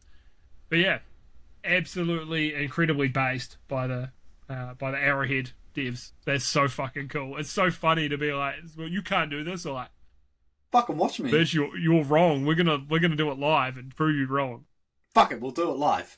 Yeah, which is awesome. So I love that shit. Shit I don't love, Highguard is shutting down. It's happening. I think it's already shut down. Either like, well, by the time this goes live, it will be. You know, ideally put 20 hours into Highguard. I enjoyed it. At one stage I thought maybe I'd go for all the achievements, and I'm like, nah, I can't be bothered doing that. But I enjoyed my time with it. It's a shame because it's a good game. It's just not a great game. It's not an excellent game, and that's just not enough in today's live service model. But that's the thing with live service games, man. At the end of the day, there's a risk reward that you got to be in it to win it. But you know, the ceiling is super high, but the floor is very low, and they're one of the low floor ones in terms of finances. So sad to see, but that's how it is. Rip in peace, you playing with Pyrocynical. Yeah, this is my legacy. So CSGO is back on Steam. So when CS2 came out, it completely replaced CSGO, and I have a theory on this. I think Valve did this to force players to go to CS2. I think that Counter-Strike players are notoriously like stubborn and just don't want change at all ever. They don't want anything to change. My boss used to be like a semi-pro in Counter-Strike 0.9. He wasn't happy when they made changes between iterations even back then. So when Counter-Strike 1.0 happened and 1.1, all of that. A lot of people tell you 1.6 is peak Counter-Strike. My boss was like, nah, man, I played a lot more 1.5. That was way better than 1.6. Like, that's how Counter-Strike players are. They don't want anything to ever change. So I think Valve deliberately was like, yep, it's gone. Too bad you can't play it anymore. And people are like, what the fuck? This is bullshit. And then they like slowly get it's like, alright, yeah, so CSGO's back now. All the fucking players have migrated to CS2. They're like, nah, I'm comfortable here now. I think this is a big brain move from Valve to do that. Yes, I'm biased. I'm a Valve fanboy. I get it. But I really think this was very tactical and very clever. So I think it's cool that you can play, this isn't an Overwatch and Overwatch 2 situation. You can play Counter-Strike Go again, which is great. So, yeah. I think, because I think games should be able to live in some state forever. I'm not saying that you need to host servers forever as a company, but I think you should at least give people the ability to host their own servers or whatever. But, yeah, this is good news. Good news. If I was going to boot up Counter-Strike now, I'd boot up CS2. Not that I've played Counter-Strike in a long time, but I used to dabble, dip my toe in. The Trump administration debates allowing Tencent to keep its gaming investments in the USA. So last episode we talked about how Tencent has about 40% stake in Epic Games, and they own all of Riot Games. So the USA see Tencent as a possible security risk, which I get it, as they're essentially an arm of the Chinese Communist Party. It's not just that they're a Chinese company, because if they were just a regular Chinese company, I don't think they would have an issue with it. But it's something like 60% of the board. I might have the numbers wrong, but it's like a large amount of the board of Tencent are like card-carrying members of the Chinese Communist Party. It's like, you don't want those companies, like, these governments having tendrils within companies in your own country, which I completely understand. Maybe the option would be like, you have to get rid of the government influence out of this studio or out of this publisher, and then you'll be fine to have it. I don't know, but I completely get it, because I don't like any political party being intertwined with a gaming publisher personally. Doesn't matter what the politics are, whether I agree with them or not. I'm just like, nah, just fucking stay out of it, man. You always be like in the back of your head, it's like, oh, this company seems politically compromised. Yeah. I don't want the Saudi royal family owning fucking game studios. I couldn't care less if it's just a company based in Saudi Arabia or whatever, but I don't want the fucking Saudi royal family or the Saudi government owning these fucking entities. I don't want the US government owning, fucking Naughty Dog. I mean, I know they're owned by Sony, but as an example, I don't want that shit. Just fucking... Governments don't need to own these studios or have their fucking tendrils in these. Just let them make shit. That's what I reckon. Not to be political or anything. Fuck off. So this one made me laugh. So Twitch hosted an Overcooked 2 event for International Women's Day. And it got a bunch of backlash for it. And the funniest part is, this is the game the woman voted for. This is the game the woman voted for. People are like, I can't believe Twitch would be so sexist doing this. The woman wanted to play this game. This is hilarious to me. Because would you say they were asking for it? Well, I didn't say that, okay? I didn't use those words. But people would just say, yeah, woman. They would do that as a woman be cooking or women belong in the kitchen. They voted for this. This is what they voted for. So I just find the whole thing hilarious because people would think they're being sexist, but it turns out women just like these games. Hell it's yeah! Like, oh, let's do it. I think women would be like, let's play Animal Crossing and stuff like that. Let's play Pokopia. Nothing wrong with that, Stephen. Also, Overcooked can get very fucking hectic. It can. It was too hectic for me, man. I found that game really stressful. Yeah. So fucking power to them for soldiering through that, because it couldn't be me. I could play it with some mates, but The reality is, like, yes, there is crossover in games that men and women like, but there are some games that women like more than men, and this is one of them. Like, not because in the kitchen, boomer joke. It's this game women seem to gravitate towards. There's nothing Nothing wrong with them choosing it. Yeah. But it's just really funny, the outrage, ultimately. Oh. So this one, once again, we've got to call out Kotaku and PC Gamer on double standards. And the quote I've got here is, this is obviously me doing a parody. It's okay to sexualize characters when we do it. I actually sexualize this character in a way that's more nuanced than the way you sexualize them. So, gaming journalists, hashtag not all gaming journalists, a lot of them are fuckheads and hypocrites and Self-invested. honestly it's very cringe. So the first one I've got here is a Kotaku one that said, Leon Scott Kennedy, I'm on PrEP. So I didn't know what PrEP was. This is a drug to take so you don't contract HIV. So this person's saying, Leon Kennedy's hot and I want to fuck him, is what this guy's saying. Don't quote me on that. Clip it. Clip it. And then there's a bunch of everyone knows Kotaku's done this shit for a long time. They've been massively hypocritical with this shit for fucking years, right? So now I've got ones from PC Gamer though being like, Gooner Game of the Year, Stellar Blades mods are 41% smart, ensuring gamers will never see the light of heaven. Like, yes, they kind of worded that as a joke, but they're like, yeah, Stellar Blade's a Gooner game. If you're one of these people that play it, you will cringe. That's how it feels to me. Then PC Gamer. So now I've got a quote from these next ones are the same person. This is Lincoln Carpenter at PC Gamer. Said, stop the clock. Resident Evil Requiem's first sexy Leon mod has Nexus mods just 4 days, 11 hours, and 23 minutes after launch. I'm glad we can all share this moment. So he's like, hey man, this is great. We can sexualize Leon Kennedy. And then then he had an article that said it took 3 hours for someone to upload the first Oblivion remastered Gooner mod. Thanks, I guess. So he's like, if you're a Gooner for women, bad. Gooner for men, good.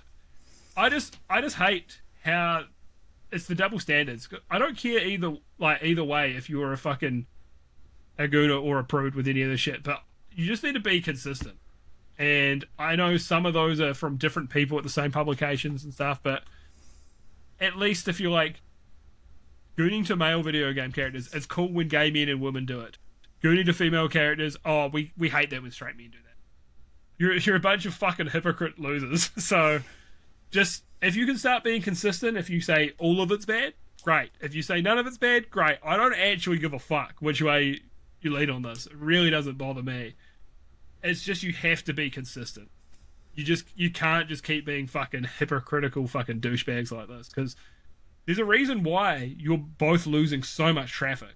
No one's taking Kotaku seriously in fucking 10 years, and people are taking PC Gamer less and less seriously as time goes on. I used to look at PC Gamer every day. I barely look at it maybe once or twice a week now to get some news for this fucking show, to be quite honest. I barely spend any time browsing it. And I wish there was a great outlet for me to just get my PC gaming news specifically, but there just isn't anymore, because it's all fucking nonsense. It was funny. You'd have a review on IGN, and then the YouTube video of that review is quite funny, where you just see back-to-back comments just clowning on the review as a whole. Yeah. Yeah. And I must say, at least IGN isn't doing this shit. You know? Like, say what you like about IGN, 7 out of 10 too much water, whatever that review was for Pokemon. Yeah, okay. Pretty funny. But at least they're not doing this shit. I definitely feel that's more Kotaku and Polygon sort of stomping ground. I don't know, is either Polygon culturally dead in like the public eye, or are they just not being fuckheads anymore? Because I almost see nothing from them anymore. I don't know if they've tried to turn it around or what, but yeah. I will say, there's one publication that like I'll be looking up something like, here's a guide on how to get past this, and I see it's from The Gamer. I was like, nah, I'd rather just work it out. Yeah, they suck as well. They're like, here's a completely uninformed top 10 list of games that we haven't played. That's how it feels with them half the time. You're like, so there's a lot of slop out there, and it feels like there's just not much in terms of that's actually great anymore, which is a shame. All right, so NetEase is going to stop funding Nagoshi Studios, who's making Gang of Dragon, in May. So NetEase has discovered the game would cost another $44.4 million US or 7 billion yen to get the project completed. So Nagoshi is trying to find new sponsors, but without success so far. I think Sony should be the one to fund the rest of the game. I think that would benefit Sony the most. Maybe they buy a year or two of console exclusivity. So I think it'd be best to release, and of course they do, on PC and PlayStation. And then they maybe have it for 2 years and then later release it on Xbox and Switch. Or maybe you can release it on those platforms when you've paid us the money back to just get you over the line. Yeah. Could be a deal like that. But I think PlayStation would benefit the most. I think if Xbox did it, they're probably not going to sell enough copies to make the money back on Xbox, to be quite honest. It's just not where the gamers are that play Yakuza-like games. It is PlayStation and it is PC. And maybe some Switch as well. Do what, even though it was a rushed project, it was rushed mainly so they can get it in the hands of like the fighting game circulation, like the fighting game tournament circulation, so they can make money. But Street Fighter 5 almost wasn't a thing because they just didn't have the funds and resources, and Sony was just like, yeah, we'll fund it. Just PlayStation and PC exclusive. That's our condition. And if you're the one with the money, you can make the demands at the end of the day. It's just, that's how it is. But yes, I think PlayStation would be silly not to. I think that PlayStation needs more Japanese representation back as well, because Nintendo is actually the ones that have got all of that right now these days, other than, of course, Astrobot being a Japanese studio. But I'm pretty sure it's like a French guy that's the head of that studio. Oh, wow, that's interesting. That's super interesting to me. And if he's not French, I apologize. I love Astrobot with all my heart. So, no disrespect, hon. And then he's like, he said no disrespect and immediately disrespected me. But no disrespect. Baguette. I was about to say, it's just like, you do a follow up. It's like, I just want to break bread with the French, and it's a baguette. I remember that video of Rudism playing Overwatch with the baguette, and he's like turned into a controller, and then he's like sniping, and then he just goes, takes a bite out of it. That shit gets me so good. I'm like, that's such a good bit. Or he was playing Winston, the gorilla, with bananas, and he had them all rigged up, and he touching a banana to a different thing. Yeah, that shit was peak. So apparently as well, NetEase in Japan has a really, really bad reputation. They're a Chinese company, but the Japanese are just not hot on them. And Nintendo apparently does not like to publish NetEase games on their platforms. And I kind of see why. They're like, hey, we'll fund your game. It's going to cost this much. Oh, no, we're not funding this anymore. Fuck you. Like, it's kind of... we don't know what the agreements were. And maybe Nagoshi had said, this is going to cost half of what they, what it's expected to cost now. Maybe that's what their thought process was, or so we don't know. We don't know at all what's happened there, but it sounds like this is not the first time NetEase has done something like this. So that's a shame, because man, we need, as much as, look, it's not a game for me, we need thick Yakuza. Yeah, that actor I saw on Might Do, that's what peak male performance looks like. Just a beefy fucking boy, just brawling cunts. I'm like, yeah, let's go. This looks awesome. built like a fucking tractor wheel, tractor tire. He's built Tonka tough. Yeah, that's tough. Yeah. That's Tonka. Rough, tough Tonka's got the stuff. Tonka almost feels like it could be the name of him. You know what I mean? There's 2 words. It's Tonka. Tonka. Why'd they call you Tonka? Because I'm fucking tough. Yeah, mate. There's nothing like a crown for picking things up and putting things down. So Sony are testing dynamic pricing on the PlayStation Store. So imagine me and Steven jump on the store, right? Let's go New Zealand prices, and I'm like, oh yeah, mate, I'll pick up Ratchet and Clank Rift Apart for $80, and then Steven's like, oh yeah, mate, I'll pick it up for $70. It's $70 for me. I think this is absolutely fucking bullshit and should be illegal. I really think this should be illegal. Like, no, like with Steam, the only time you get that like a better pricing than someone else is, oh, you already own this other game and it's technically part of a bundle, so yeah, you'll get that cheaper, right? But if I look at a game and it's $70, and Steven looks at a game, it's going to be $70. We don't get any different pricing, and that's the way it fucking should be. Like when I say it should be illegal, I really fucking mean that. I think this is such a disgusting practice, because you know who they're going to charge more money? The people who are buying games more regularly on their system.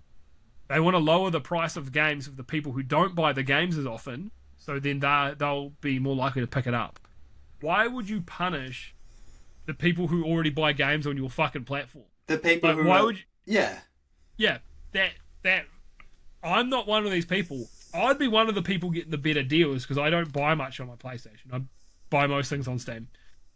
So I would benefit from this. I don't want this at all. This is fucking disgusting. This has been a pretty pro Sony episode until this point, to be quite honest. I've been pretty pro Sony this episode, which is rare, because I don't like a lot of the moves they make, but I like a lot of the shit they like. Yeah, I like the things they make, not the moves they make. That's a scum play right there. Yeah, very scum, very low. I hope that this just is testing and they never roll it out, but yeah. When I say these are saying about the people by the games, these are people who should be rewarded, you dog cunts. I love reading my own notes back. I'm like, man, I was real heated when I typed this shit out, bro. You could probably hear the fucking keystrokes.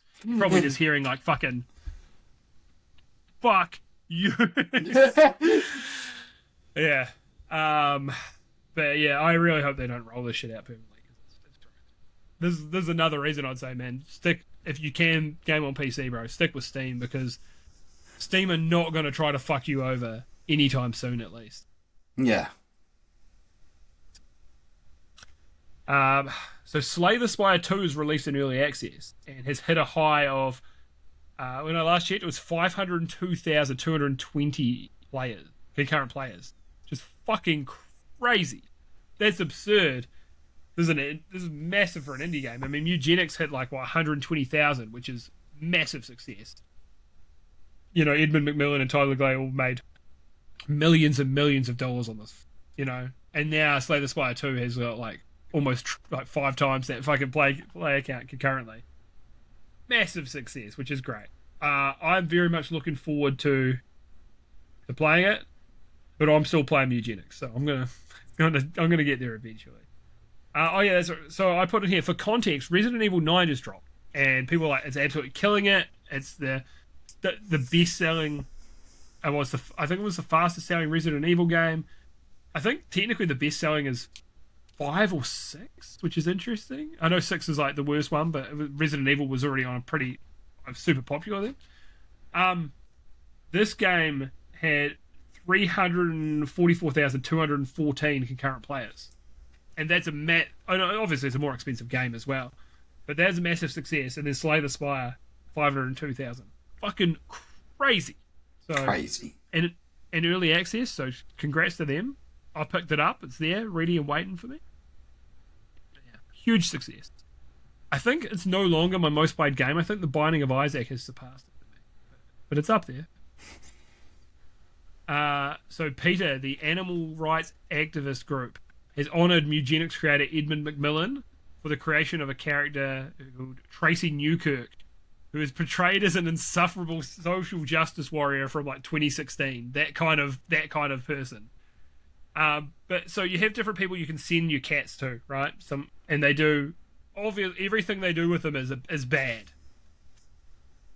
Her thing is that she actually so Peter obviously saw this insufferable, awful character and was like, she's just like us for real, not realizing what this character does with the cats. She doesn't rehome them, she doesn't look after them, she turns them into fucking kibble and sells it back to you. And they honoured... You got played. Yeah. Yeah. So, hilarious. Absolutely fucking hilarious for them to post this big thing. People are like, they don't know. Nobody tell them. Yeah. And, yeah, this character's deliberately insufferable and unlikable. That's the whole point of the character, right? She's just this... She thinks she's better than everyone. So she's Peter, essentially. I think Peter are people that have their hearts in the right place, but they're absolute fucking morons. I saw a thing of someone saying, I think Peter's actually just like a psyop, and it's like that to make us like not stand for these animal rights because these people are so unlikable and they do so many stupid fucking things. It's like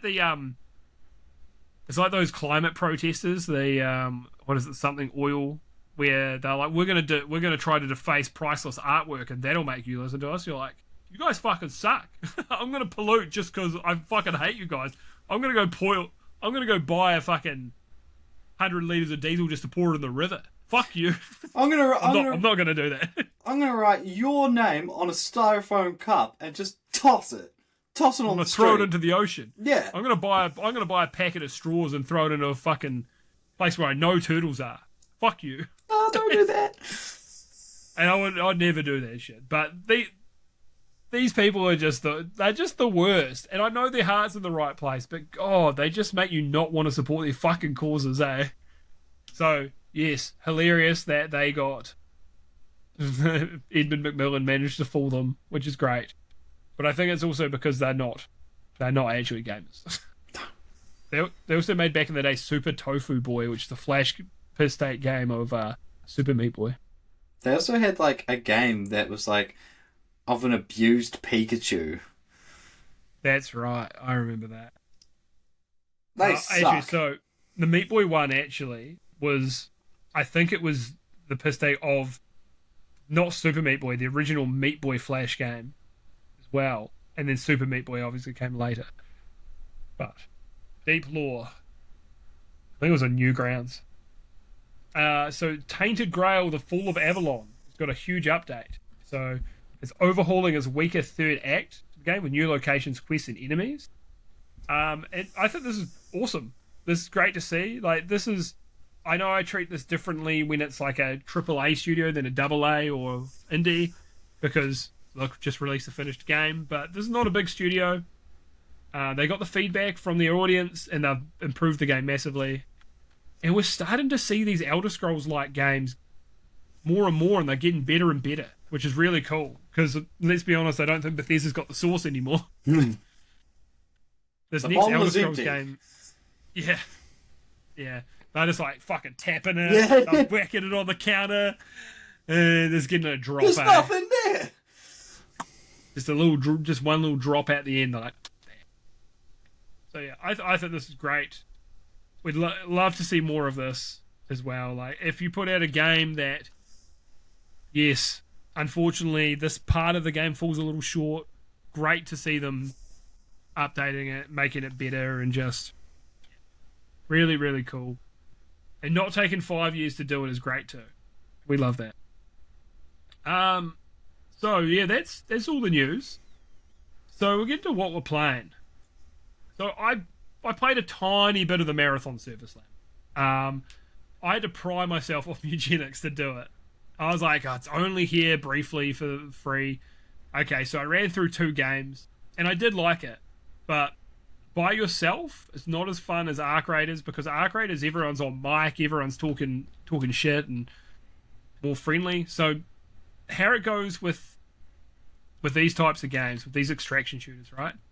You've got your more casual, which is Arc Raiders, right? Nothing wrong with that. I actually think it's my preferred one I've played so far. That and Hunt Showdown. Hunt Showdown's probably mid to high, but yeah, in terms of sweatiness. But yeah, Arc Raiders, great. Marathon's probably in the middle for sweatiness. Yeah, I didn't hear people on mic or anything, so people were being quite sweaty, but I was playing singles, solos. So that's fine. But yeah, quite sweaty. And then you've got Tarkov, which is peak sweat, and I'm like, this doesn't interest me in the slightest. Even though we played the PvE mode, I would also love PvE modes in these other games. Tarkov didn't hit for me at all. It's just super sweaty, super serious the whole time. The Marathon meets kind of in the middle of this. I didn't really play enough to... I played just a little bit, just about, okay, cool, I do like this. And if I had 2 friends to play with, I could see myself playing more time, spending more time with it. But it's a really good first-person extraction shooter. The world's really cool, really interesting. Visually looks great. Gunplay felt great. First guy I encountered, I absolutely fucking blasted, so fuck you. That felt real good. The AI is fucking lethal in this. The AI will fuck you up, which is great. Yeah, you don't want to encounter them unless, engage with them unless you really have to. There's a bunch of different classes, which, what are they called? They've got a specific word for them. Shells, I think it's like shells, because you're like putting your consciousness inside this robot, essentially, to run around on this planet and gather intel and resources and bring them back. But yeah, like I say, played 2 games of it, so don't have a heap to say. But if my boys Scrip and DT get it, I will be jumping on board just for a bit. And then Eugenics again, and I think this is still going to be the same for the next step. And then I think I'm probably going to be done with it. I've put over 110 hours in this game. Jeez, put in a shift. It's all I've been playing, like that, and obviously my dailies for my Hearthstone and stuff like that. I adore this game. This game's in my top 20 of all time. Absolutely. Probably doesn't quite scrape the top 10, but it's got to beat like 6 fucking Souls-like games. It's like absurd. It's like The Binding of Isaac, and then it's like Dark Souls 1, Dark Souls 3, Sekiro, Elden Ring. It's like Bloodborne. It's ridiculous. But yeah, it could maybe scrape in that top 10. Potentially. It is just truly exceptional. Yeah, I can't remember if it was the last episode, but because I've later found out that your gay cats could breed with the non-binary cats, but because I was trying to do the eugenics side of eugenics and breed the cats, I was like, gay cat in the bin, see you later, gay cat in the bin. And I felt kind of bad about it, but at the same time, I was like, look, I'm not doing it to be a hater. Oh, dude, I'm saying this in Pride Month. God damn it. I'm not doing this to be a hater. I'm just trying to min-max the game a bit. But I did feel kind of bad. I'm like, I'm not trying to discriminate against you because of this, but you're not going to bring me an offspring. I can't pass your stats on to another cat, so you have to go. So yeah, I've been doing that. I'm on Act 3. I finally stopped doing the fucking side quest and you just need to fucking play Act 3, mate. You just need to do it. You need to get to the end of the game and the side quest will be there for you when you get back. So yeah, like I say, I think next ep will still be Eugenics. The one after, I think I will be moved on, but we will see. Stephen, what are you playing? So, something that completely just went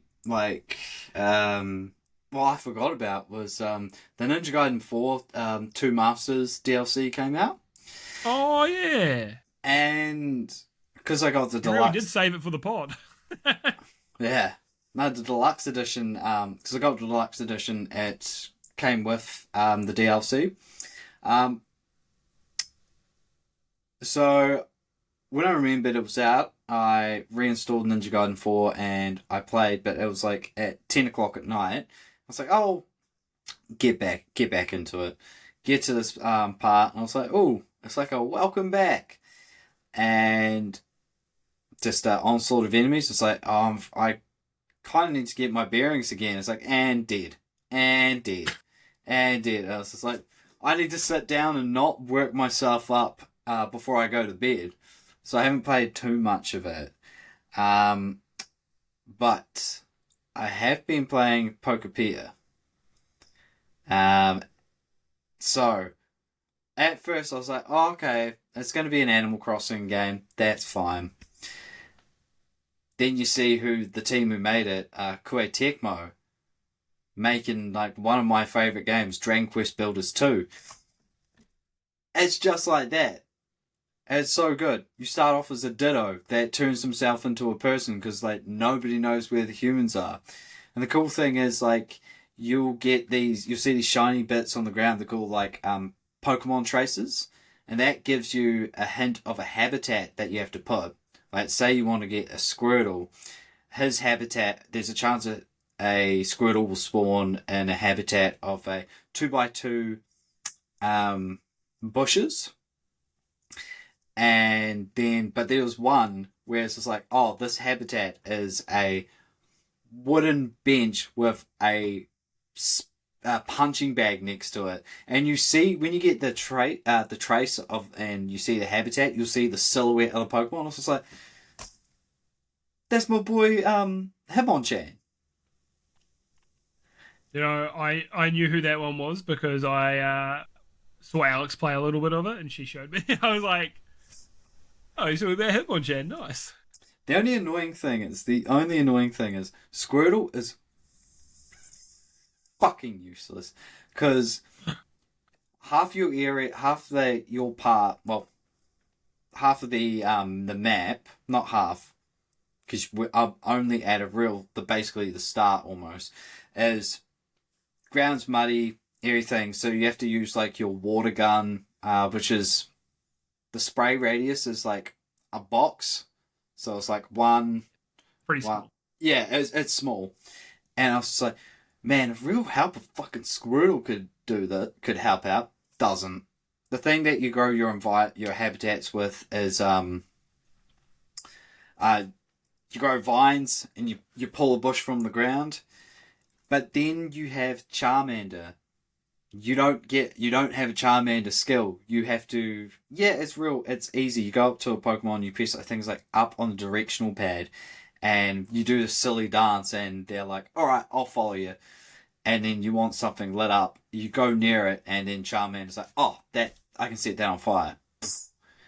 But man, Squirtle, you fucking suck, man. Like, even when Cypher joined, you get the ability of Cut, which was sick.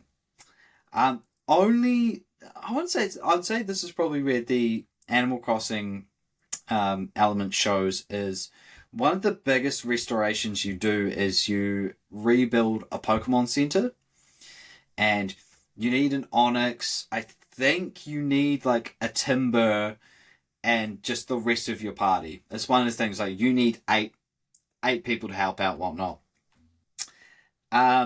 It takes real time to complete. Like when we built the hut, which you can put your bed in and stuff, it's like, oh, this will be playing at like 6 o'clock.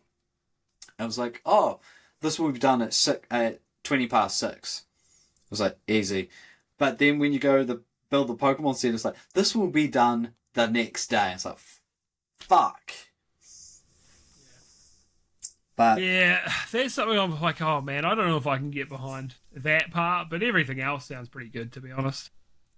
I also, there's a Pokemon I've been really enjoying. I think it's I want to say it's Combi or someone else.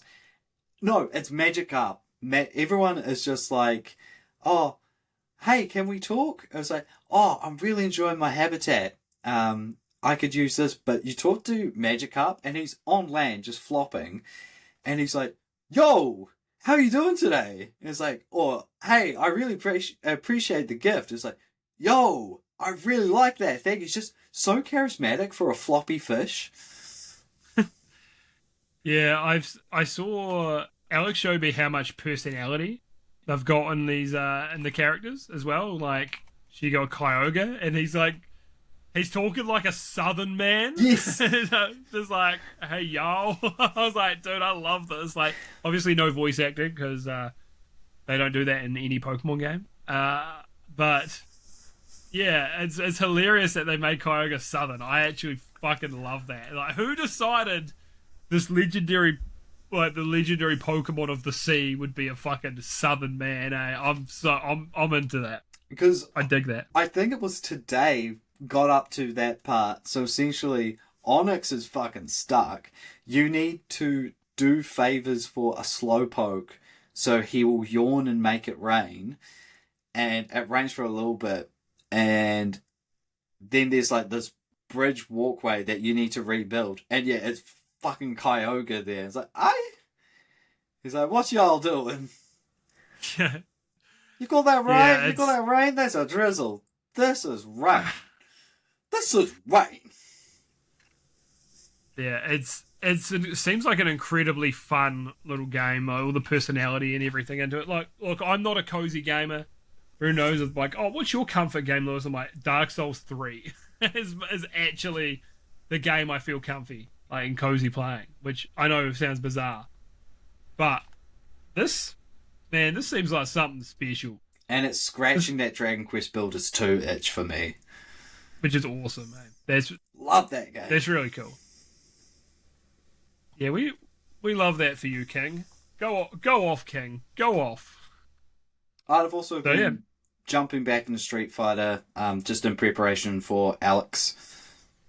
Oh, sorry. As soon as we finished up playing up XCOM last night, I saw Street Fighter boot up immediately. It was like seconds after, as soon as we signed you out of Parsec, Street Fighter 6. Yeah.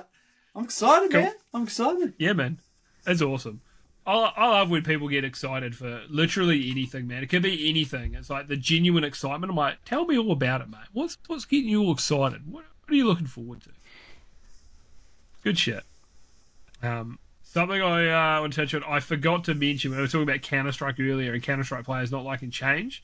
So a lot of this is like an hour ago, but a lot of what stemmed with the Counter-Strike stuff, which I should have mentioned earlier, was they were adding a bunch of new characters to Deadlock, which is the much newer Valve game, the MOBA.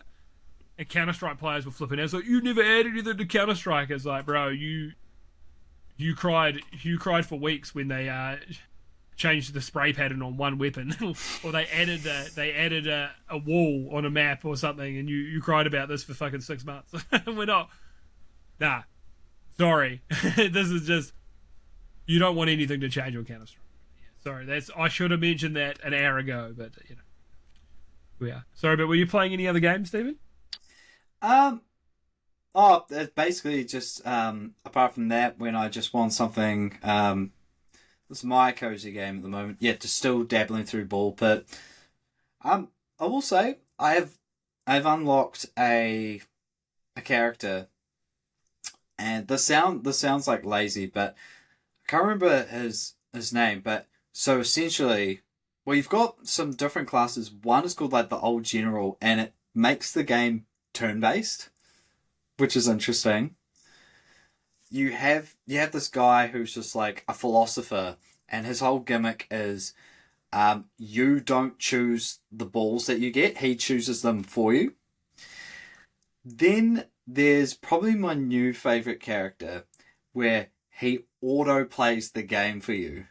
Like, he chooses the upgrades and stuff. He will shoot by himself, he'll move by himself, and he's generally really good outside of like boss battles where he doesn't move away from like spray attacks or anything.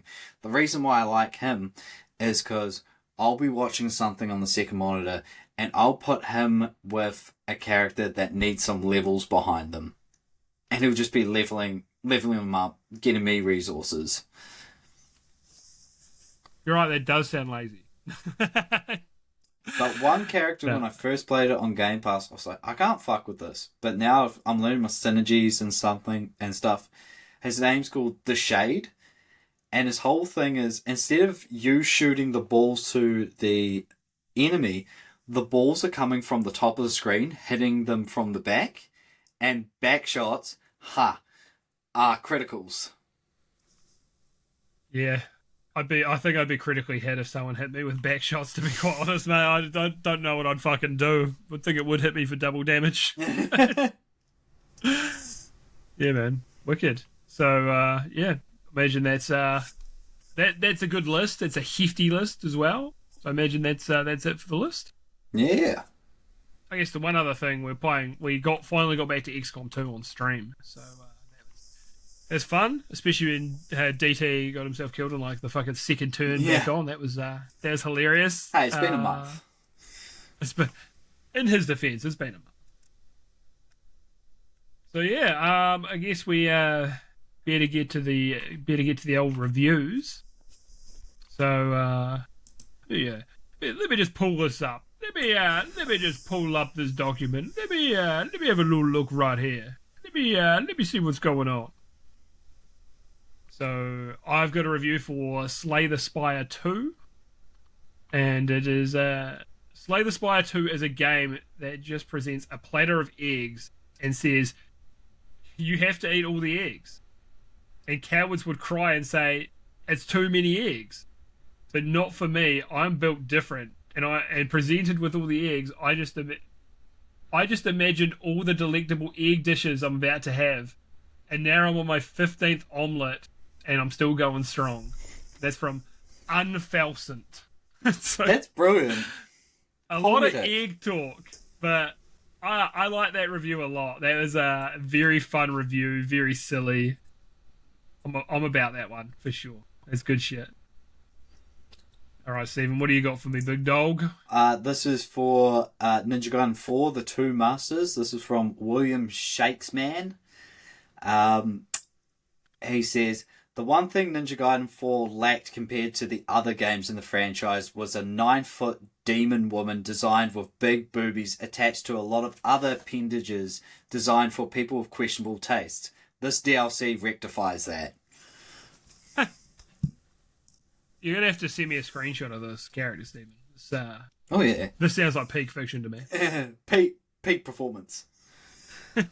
What peak female performance looks like. Yeah, so that's gonna do it really for episode 31 of the No Scrubs podcast. It's been a good one, I feel. Yeah, I've had a couple rants, which look, don't know if people like the rants, but I just get in my fucking pocket and I can't help myself. I'm a big ranter. I get out of my system, I feel better. I'm gonna sleep like a baby.